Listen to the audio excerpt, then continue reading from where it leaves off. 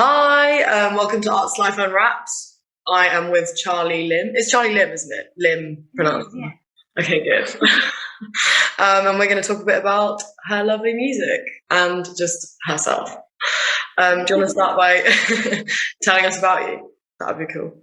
Yeah, sure. I never really know how far back to go with these things, but I'm originally from Somerset. I was born and bred in like deepest, darkest Somerset, in a little village called Stoke St Gregory. And then I've sort of moved around quite a bit since then. Lived in London for quite a long time, and then found myself in Bristol, so back in the West Country. And yeah, I do a mixture of stuff really. I'm an actor as well as a musician. So I often do a lot of acting, musician, kind of theatre shows, and then I also do the kind of gigging and the folk singing and songwriting as well. Wicked. Yeah, is your song Old Smoky about your move to London? Yeah, it is. Yeah, it was when I left London. I just kind of had all these things that I wanted to get out of my brain to do with my time there. And yeah, that's what came out. It came out quite dark, but I actually had a really wonderful time in London. I loved it, but it had its moments, so it just sort of ended up being that way, the song. But yeah. Was Old Smoky like a real person, or was it like a figure of your imagination? Yeah, it was just a figure of my imagination. I was kind of thinking about how I could like personify London in some way, and cause it's always nicknamed the Old Smoky. That makes sense. Okay, cool. Yeah, you talked about you're also an actor. Sorry. I was going to ask for your status because I did see that you were part of a duo called Patchwork Skies, and on your website it says that you guys wrote music and wrote a theatre piece called The River Spirit, which I wanted to ask about because that sounds amazing. Yeah, awesome. Oh yeah, that's brilliant. Yeah, it's going back a couple of years now, but I still perform with Emma. I've actually got a gig with her next week in Norfolk for a wedding.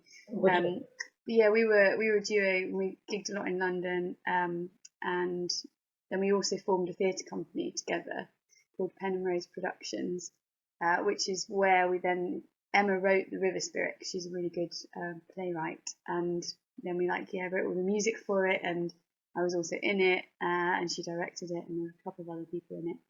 And we did like our first mini tour.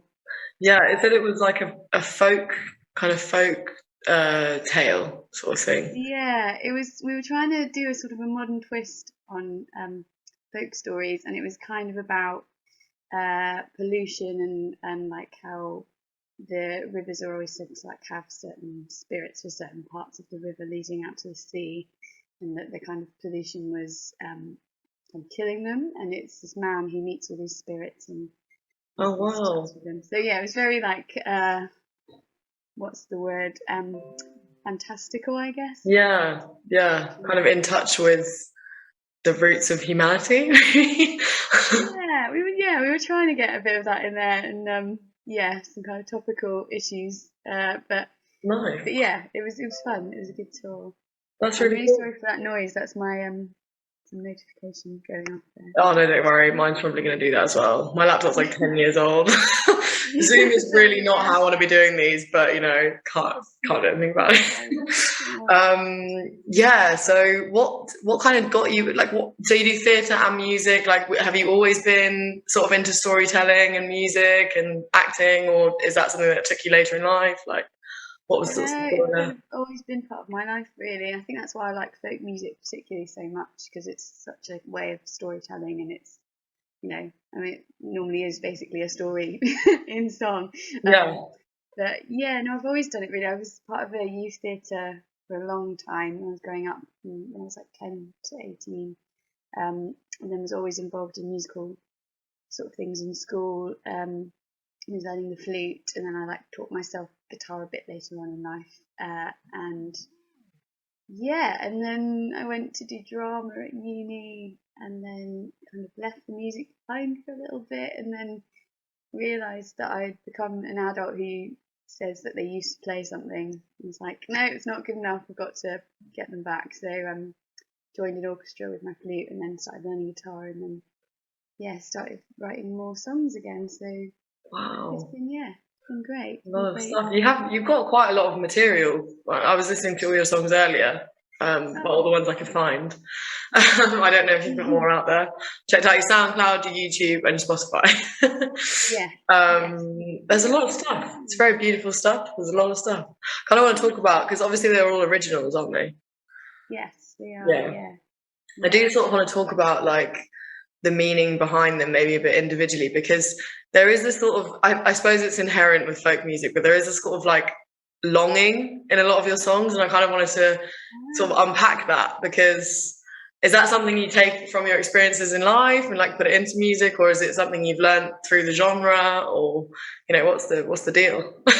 It's a really good question. Yeah, probably a bit of both, I guess. I think whatever you listen to or whatever you read or take in always kind of affects and inspires how you're going to work.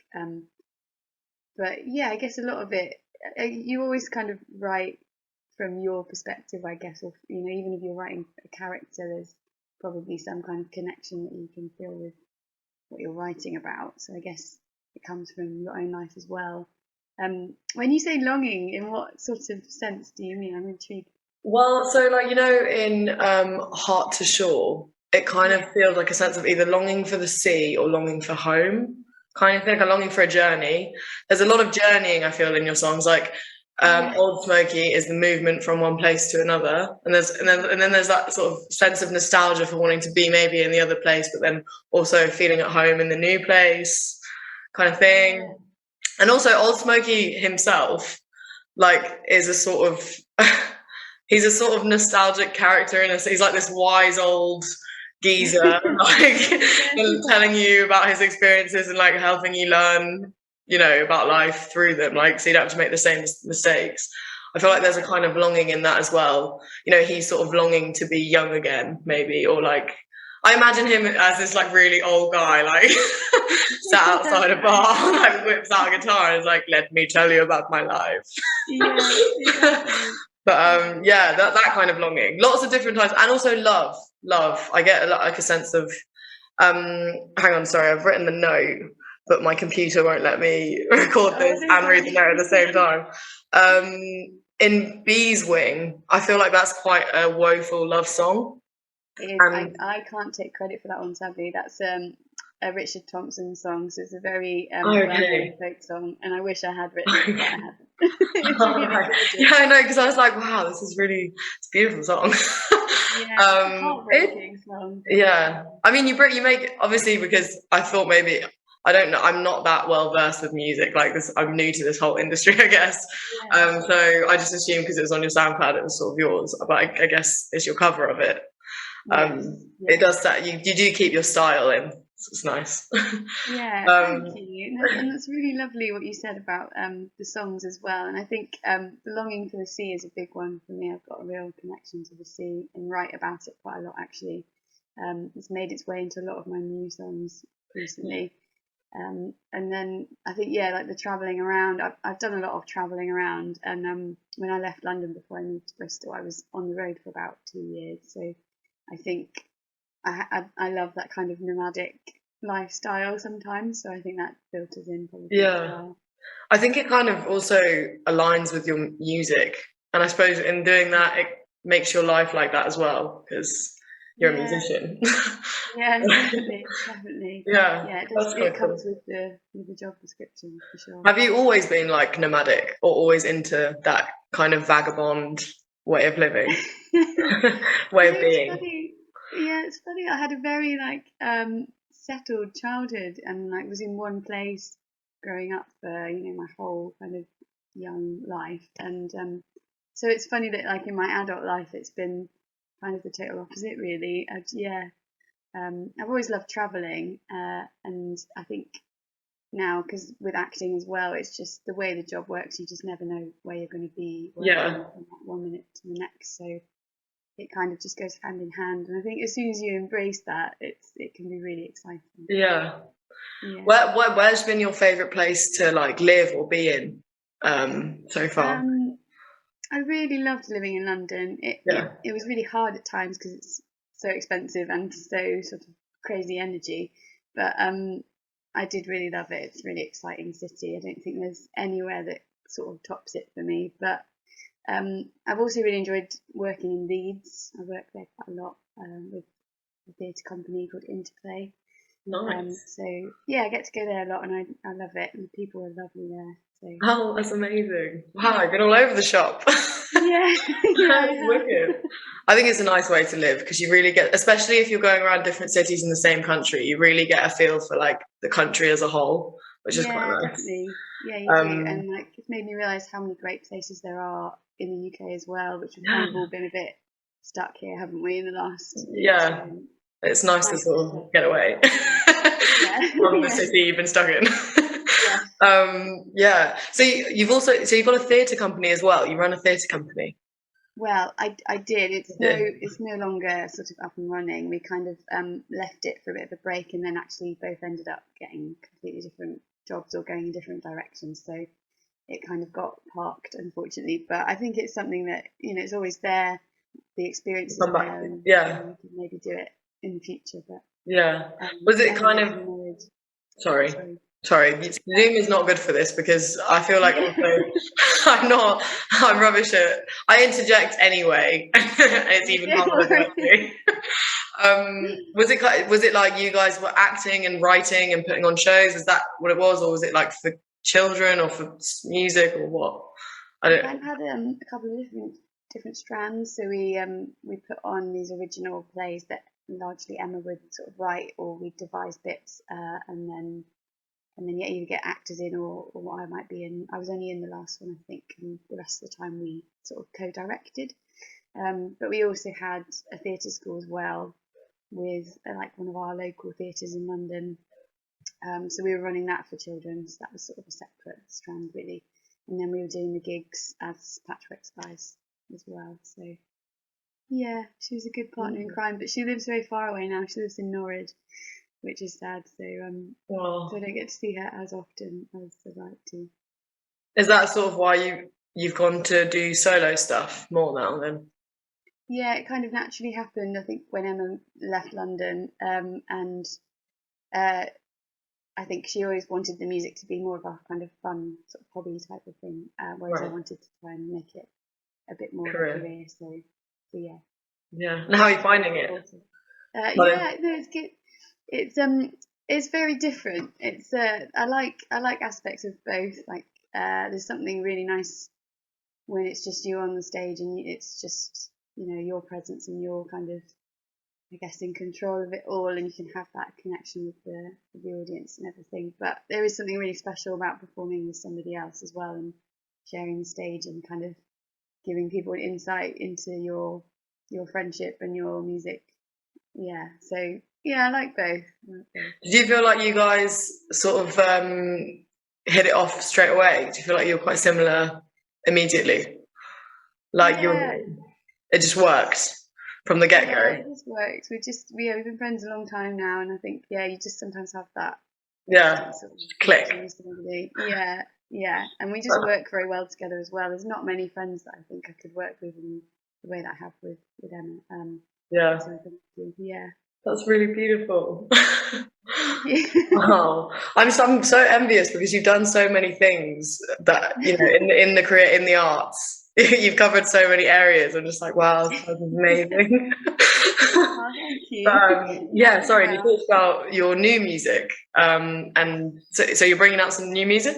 Is that? Yeah, I'm actually very excitingly. I booked a recording studio in Leeds for January, so I'm going to be recording a new EP. I'd love to do an album, but I can't really afford to do an album yet. So I'm just going to do another EP with 3 new tracks.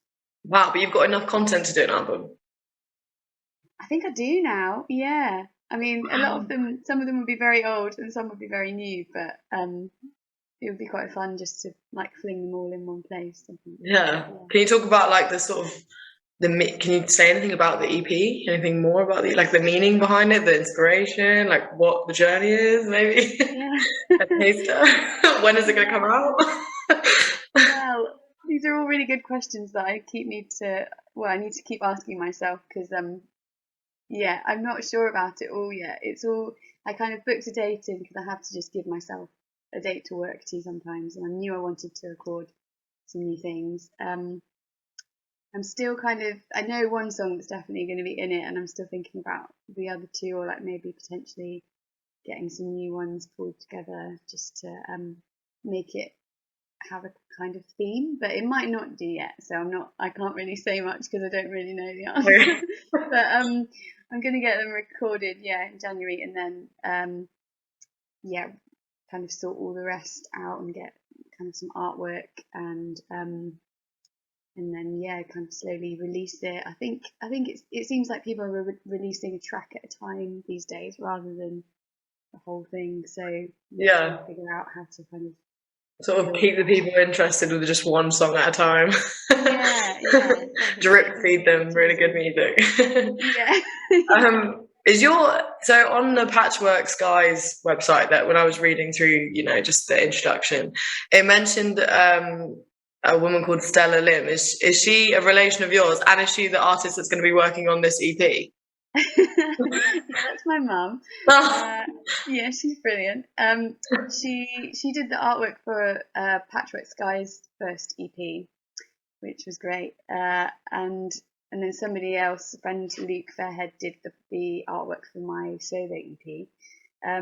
So I don't know. I haven't really thought about who it's going to be or what it's going to be yet. But she's a teacher as well, so she's quite a busy lady. But she's always been an amazing artist as well. So potentially, yeah.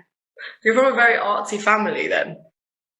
Well, not really. I think it's just mum, really. She's a really good artist, and we used to play recorder duets together and stuff like that. And she was in the local pantomimes. But no, the rest of my family they're not really artsy at all. They've always loved it, but they've never sort of been involved in anything like that. Yeah. That's nice. Well, I suppose, to have one parent involved is enough, isn't it? It kind of gets you, especially in pantomime. That's great. Yeah. It's very showy. We got cast as the lead male roles because she would sing and nobody else would do it. So she's played them all. It's really funny. Oh, that's so great. Have you ever done any pantomime stuff? When I was younger in the village, we'd be all the kind of little chorus members marching onto the stage doing a dance. That's great. But, what kind of theatre do you act in now? What would be like your genre of theatre, if you can say that? Style. Yeah, it's quite hard to describe. I suppose it would be, there's like a whole genre called actor musician theatre now. So it would be, it's not quite a musical. It's somewhere in between. It's where the actors all kind of sing and play instruments as well as tell the story. So I guess that's generally the kind of style that I would do. I had a really busy summer with 3 different shows actually, so I've been really, really blessed this year. After a year of nothing, obviously with the pandemic, it's been really good this year. So yeah. And are they in Bristol then, or in London, or in Leeds? So I had 2 of them were in Leeds. One was back in April and May, and it was about the American singer and activist Woody Guthrie. So it was all of his songs in this show, and it was his life story, which was really fun. And we all got to play Woody Guthrie as well at different points in his life. And then I did The Wind in the Willows, which was rehearsing in Bath and then touring. And then that was a musical sort of version. And then I've just done one that was like an installation about a man who takes a wave home with him, which had lots of kind of folk elements in that actually. And I created a song for that and did a lot of recording and some underwater filming, pretending to be a sort of siren. I saw that on your Instagram, I think. Oh, did you? Yeah, it looked great. The like cinematography, not cinematography, the image looked amazing, like the colours and everything. It was insane. Oh, thank you. Yeah, it looked pretty intense as well. Yeah, it was quite scary. Quite hard to. I mean, it's hard to breathe underwater anyway, but to then try and do some acting at the same time is just kind of. You're not a real siren? What? I know. I wish I was. That'd be amazing. It kind of reminded me of I think it's The Illusionist. It might not be that film, but there's, or just that sort of like age-old magic trick where the girl's like tied up underneath in like a box of water, and she has to like escape before she drowns or something like that. Yeah. So it reminded me of that. Yeah. But yeah, so what's the water about then? You said you had a sort of like, you were drawn more in your new music to water. Is that, what's that about? Yeah, another great question. I guess I've always loved the sea, and I've always loved being in water in general. And I guess growing up in Somerset, we were never really that far from the sea, so we went quite a lot. And it's something I really missed over lockdown, I think. And I just kind of sometimes feel a bit of a pull to go and be by the sea and just see it. And it just makes me feel very relaxed and nostalgic. Yeah. And sorry. and I think with folk music too, there's so many stories about the sea because it was such a big part of you know, people's trade, I guess, and people's work. And also, I'm reading a book at the moment actually called Salt on My Tongue, which is about women's relationship to the sea and their connection to it. And there's loads of really interesting stories in there about it. And, you know, this kind of funny, quite old-fashioned view, and a lot of these folk stories talk about where it's, you know, the man goes off to sea and leaves the woman on the shore, and like it's always the woman who's kind of left behind, and then but weirdly the creatures in the sea, these magical beings, are always women and temptresses and stuff. So it's just, there's loads of really interesting things around it, I think, that I find quite intriguing. Yeah, that is, yeah, there are always that, yeah, that is so true.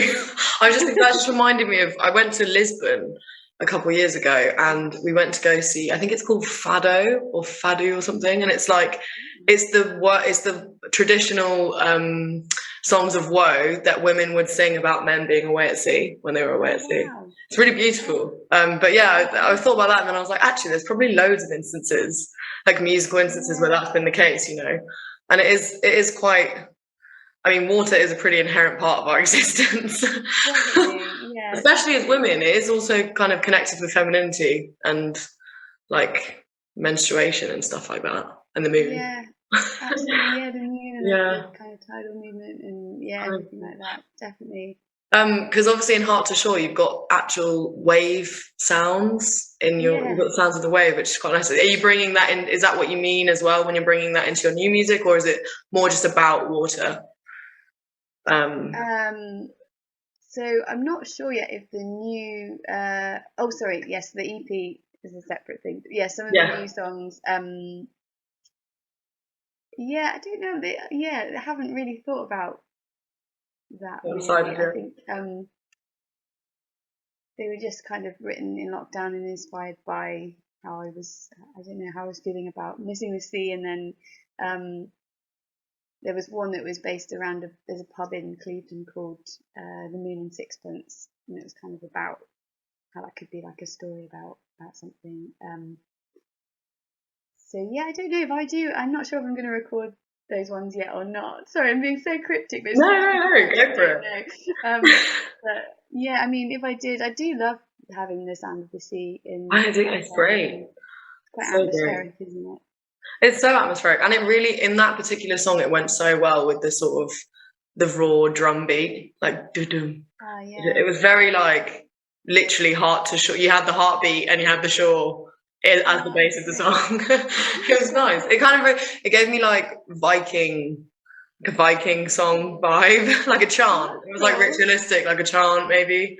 There's like a Swedish band called, I can't remember. That's so embarrassing. I can't believe I brought this up and I can't remember. But you know, Vikings on Amazon, like the Amazon Prime, the series Vikings. I haven't seen it, but I've been recommended it. Yeah. It's the opening song to that is by the Swedish band I'm trying to remember, and it's so like, it's like a really raw kind of sound with some very like low singing over it. That's just really like, I don't know, chanty, and it kind of reminded me of that. It's not, I mean, your song's not the same, it's obviously very different, but the feeling it kind of made me feel like I was going to see like a massive sort of ship return, and you know, or I was going to be taken away on a ship or something like that. Yeah, no, I really enjoyed that song. Do you have a favorite of your songs that you've that are out? Like, do you have one that you just think is just, yeah, that's just great? Oh gosh, I think it always changes. Like the favorite one to play always changes for me, because it depends like how much I've played it, or I don't know how I'm feeling at the time, if I'm like really enjoying it or not. But I'd say Through the Dark, which is only recorded as a Patchwork Sky song, I think it's on our, on Spotify and SoundCloud. I think it's on your website. I think I've listened to a bit of it. I sort of started to run out of time. At the end of... no, don't worry. No, it was great. I had a great time. I feel a bit elfin.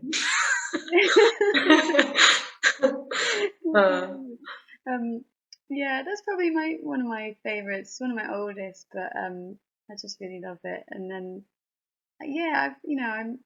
I've been so kind of really proud of all the other ones as well, like the solo EP, because all the recording I'd done before this, the solo EP Heart Short, was done in people's living rooms and like friends' houses, and we'd have mattresses up against the wall to block out the sound, and it was all really fun, but it was very different to recording in a studio. So getting to do this EP in an actual studio was really great, and I'm really proud of how they all sound, all three of those. But yeah, I feel like there's always, you listen back and there's always things you feel like you could add or change or do something to, but in the moment that's how it sounded, and just gotta go with that. Wicked. No, that's nice.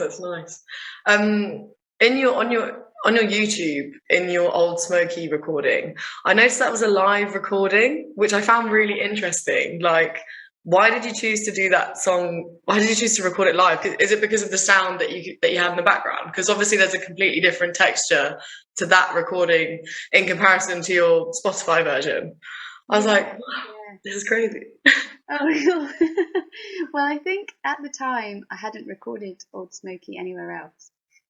So that's probably why I did it live, I think. But it's actually changed quite a lot from that recording to the one on Spotify. Yeah. Like the whole guitar has changed, and recording, and because there was more of a chorus in the recording where it sort of went to a strum. It's like heavy strumming. Yeah. I've changed it to the more kind of finger picking now. Yeah, no, that's true. You're right. I didn't even think about that at the time. I think it's because I've connected. Oh no, I put it was similar to. Sorry, I'm trying to read my notes. This is so. I thought I was really prepared, and then I've ended up with a picture of my notes. I was thinking the way the plucking was going was similar to Made of Gold. I was like, this is obviously Made of Gold is a more uplifting song, but then in the Spotify, because I was comparing them with the Spotify, Made of Gold then had like a strum, like a really heavy strum in like the chorus bit. I was like, oh, that's the difference. But then obviously it wasn't the difference, because I didn't even register that in the YouTube recording of Old Smoky. So I was like, I've been done, I've been had.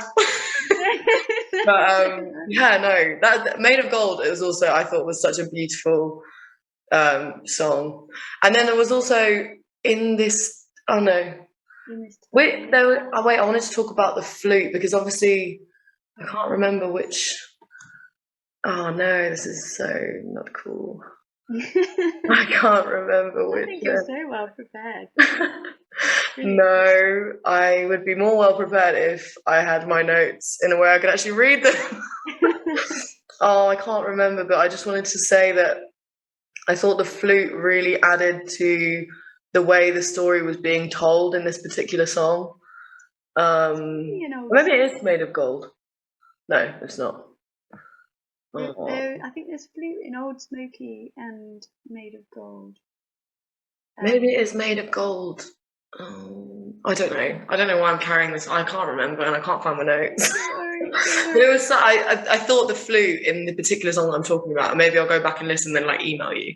But it really sort of went with the kind of it was like fairy tale-esque. Oh no, maybe it was Old Smoky because it was almost like ballady, and then there was like flute in it, and it kind of went with the sort of storytelling kind of vibe. Oh, great. Oh, Whereas I'm glad. in Made of Gold, it was more like not so much someone telling a story; it was just someone talking about their experiences, sort of their journey of self-discovery, rather than someone telling a story of their journey of self-discovery, if you know what I mean. Yeah. Does that make sense? Yeah. That does make sense, definitely. Yeah. I think that's a really lovely thing about recording is because I don't get to play the flute when it's just me doing a solo set because I don't have enough hands, unfortunately. I'd love to kind of figure out how to fashion some kind of device, but I'm not happy with it.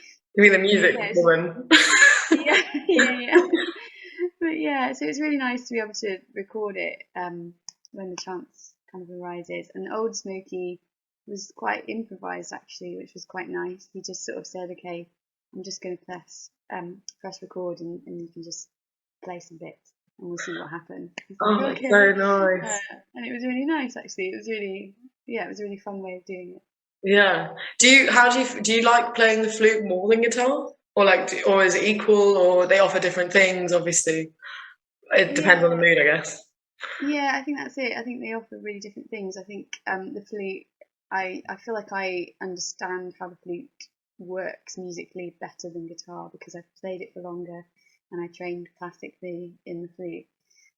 Whereas guitar, because I've sort of learnt myself and been making it up a little bit as I go along, I don't feel like I always have the same sort of depth of knowledge about it than the flute. But yeah, they both serve great purposes, and like I always wanted an instrument to be able to sing along with, which is what the guitar is brilliant for, and it's great for writing. But then yeah, the flute is such a lovely sort of addition to things, and I get to play it a bit more in our duo, and it's very useful for theatre as well because quite often people want that kind of sound. So. Yeah. No, totally. It's very expressive, the flute, I find, especially for like noises of like describing movements. You know, like when you move, it's, you know, do you remember the clangers? Yeah, I do. When I was in primary school, I had a crack at learning the flute. I did about 2 weeks. I was rubbish. But the first thing we did was like do the clanger noises with just the head of the flute. I do it, but I can't remember what it goes like. I used to watch that so much, but yeah, that's how I think about the flute. Obviously, I also think about it in like a classical, very beautiful, like wispy willow kind of context. But you know, it is a very like expressing motion kind of instrument, I find, which must be awesome for musical theatre. Yeah, it is actually. Yeah, it's really useful and it's so portable as well. That yeah, it's a great one to have actually. Yeah. Yeah, I actually didn't realize you played the flute, obviously, until I listened, because it doesn't feature so much as guitar in your music. But then I saw you know, the little image you have on your website, the illustration. I saw it's got the guitar and then it's got the flute, or I assume it's the flute. I was like, you must have 2 instruments. But yeah, that's so nice. Anyway, we've kind of come to the end of it. It's a short interview, trying to keep them 30 minutes. But yeah, we've sort of come to the end. So it was so nice talking to you, Charlie, and I can't wait to meet you. Yeah, you too. Yeah, I'm not going to be there on November the 28th, but Charlie's playing November 28th, Hall Pass Bar, Arts Live event. It's going to be awesome. As you can tell, she's an amazing person, so it's all going to be very exciting. Hopefully you'll do some more events with us next year and I'll get to meet you properly. And we can maybe do a sit-down interview next time where we actually get to be in the same room, which would be nice. That would be lovely. But yeah, that's great. Thank you so much and have a lovely day. Yeah, you too. Thank you.